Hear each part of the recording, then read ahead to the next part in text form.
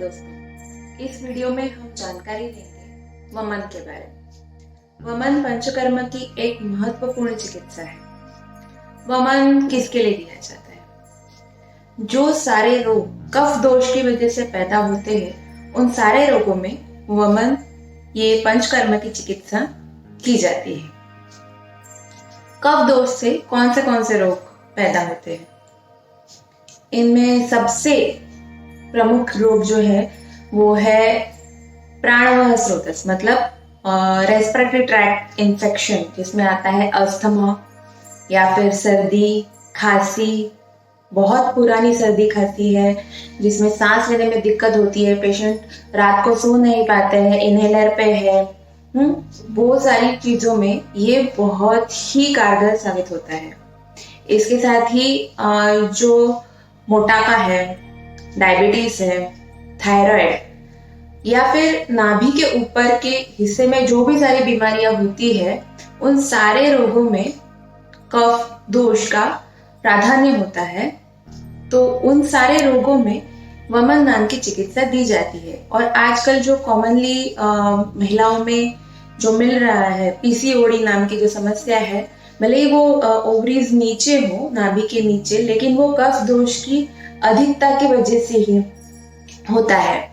अगर मॉडर्न या फिर एलोपैथी की परिभाषा में बोला जाए तो इंसुलिन रेजिस्टेंस की वजह से बहुत सारी बीमारियां बढ़ रही हैं, तो उसमें वमन ये पंचकर्म बहुत ही उपयोगी है। अब ये वमन किया कैसे जाता है? वमन मतलब क्या? वमन मतलब उल्टी। आपको पंचकर्म में जो कफ दोष है वो ऊपर की मार्ग से निकाला जाता है।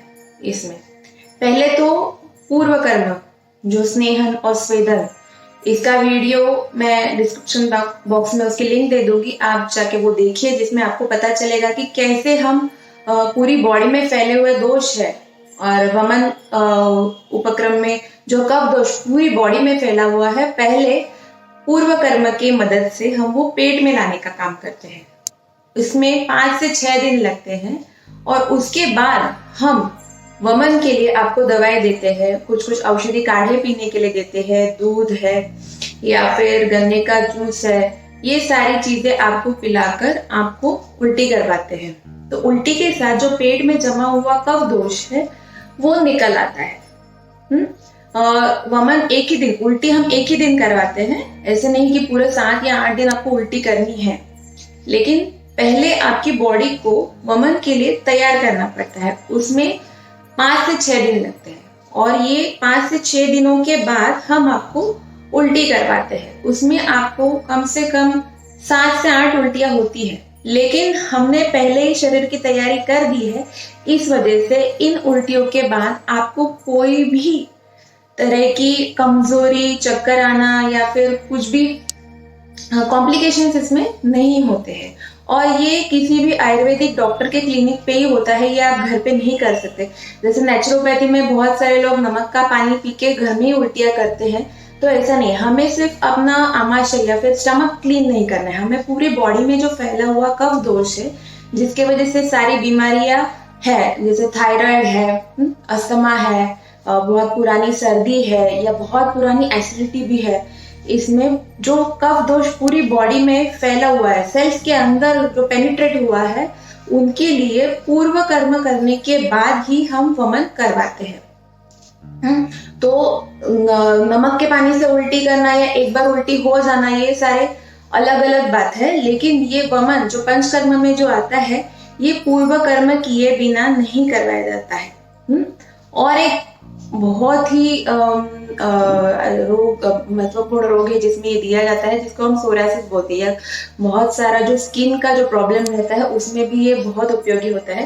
सोरासिस में पूरे शरीर पे अपने वो फैला हुआ है, आपकी त्वचा फट गई है, स्किन गिर रही है, और इसमें आप देखा जाओ तो एलोपैथी में स्टेरॉइड्स के अलावा और कोई उपचार नहीं है, लेकिन वमन के साथ आप देखोगे इतना अच्छे से फर्क उसमें पड़ता है। आपको जैसे लगा कि जादू हो गया, पेशेंट एकदम नई स्किन हो गई उसकी। और इसके साथ सिर्फ आपको ऐसा नहीं है कि आपको कोई तकलीफ ही होनी चाहिए, लेकिन अगर आपकी प्रकृति कफ वाली है तो सीजनल पंचकर्म में भी हम वमन करवा सकते हैं।